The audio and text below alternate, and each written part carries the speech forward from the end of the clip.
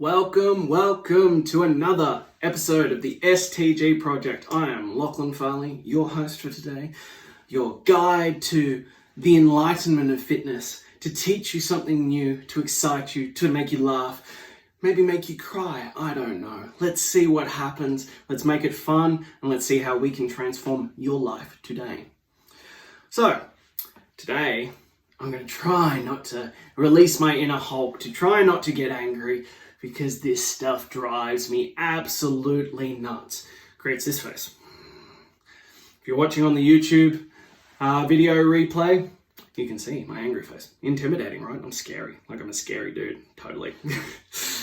As my wife lovingly told me when I said, when my daughter brings home the boys, I'm going to be there. And she's like, yeah, because you're so scary and intimidating.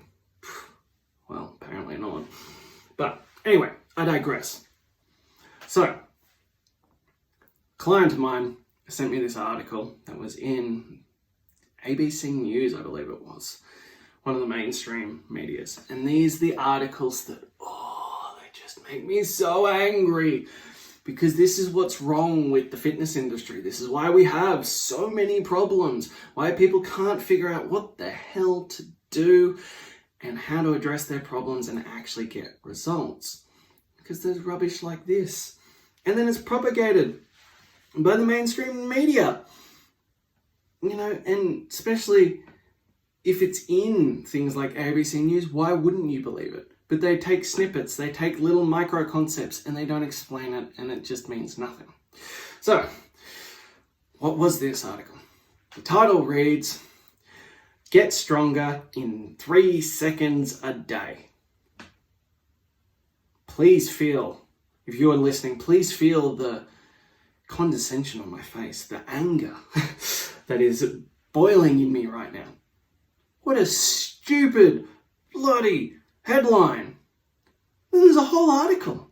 We're talking like 1,000 words on how you can get stronger with only 3 seconds of work a day. Forget the 10-minute bum of steel. Forget 15 minutes abs. Forget the 5-minute booty blaster. 3 seconds a day and you can make improvements. Woo! Wouldn't it be nice if it was that simple? Wouldn't the whole world be fit if all it took was 3 seconds a day? Don't you think? You think I would have a job if you could make improvements like that in 3 seconds?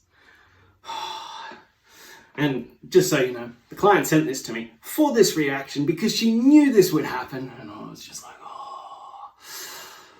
angry. So, what was the actual basis of this? So there was a study done that showed between the controlled group and the active group that doing an eccentric movement for 3 seconds a day would improve your strength. So what methodology do they use? Now this is all the boring stuff that I don't like to generally go into, but I need to go into it to explain it to you. So what they did was they got a group of 10 people, and they got a group of another 10 people, and they got the first group to do nothing for 4 weeks, and they got the second group of people to do a bicep curl, because that definitely indicates strength and improvements and gains and all that kind of stuff. They did quick up, controlled it down for 3 seconds. 1 rep every day for 4 weeks. You know what they discovered? The people who did something versus the people who did nothing had a 10% strength increase. Like, mind blown, craziness that the person who did something versus the person who did nothing got a slightly better result. Like, how is this even science? Like, seriously, what are we doing? What are taxpayers' money doing? This is a big university. Like, what the hell? But so then ABC writes this article that you can get stronger in 3 seconds a day. Yeah. If you went from nothing to doing the 3 seconds, yes, you would get some improvement. Doesn't mean anything would be noticeably different. Doesn't mean you would actually see any changes in your life or gain any benefit from said, 3 seconds. And this is my problem. And we see it all the time, that, we want these quick fixes. We want these instant gratification. We are built in a social media world, and I know the irony of that as you were consuming me on social media, but we live in this world where we get everything like this. But that's not how this works. The health and fitness journey is a slow process. And the one I always come back to is, did you get where you are now in 12 weeks? Because that's the standard one, 8 to 12 week program. But did you end up where you are now in 8 to 12 weeks? No. So why do you think you would be able to fix that permanently in 8 to 12 weeks? Like, seriously, that's the question. Does that mean, if it's taking you 50 years to get there, that it's going to take you 50 years to undo it? Hell no. Can we get you results in 12 weeks? 100%. We can transform your whole life, your whole body in 12 weeks.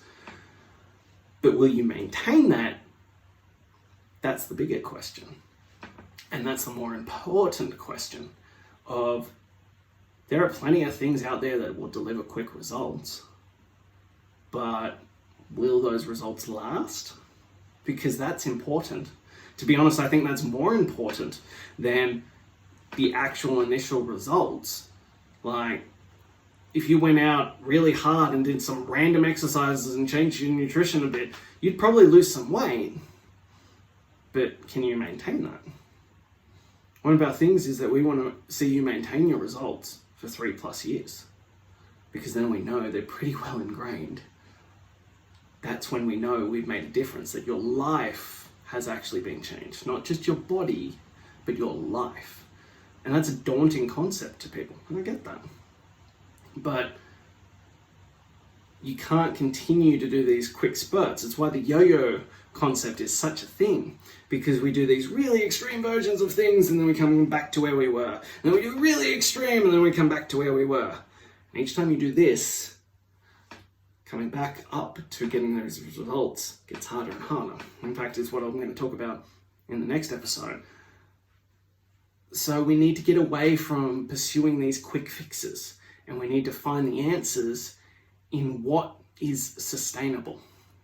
What can you do long term? And I saw this great one, and I think I'd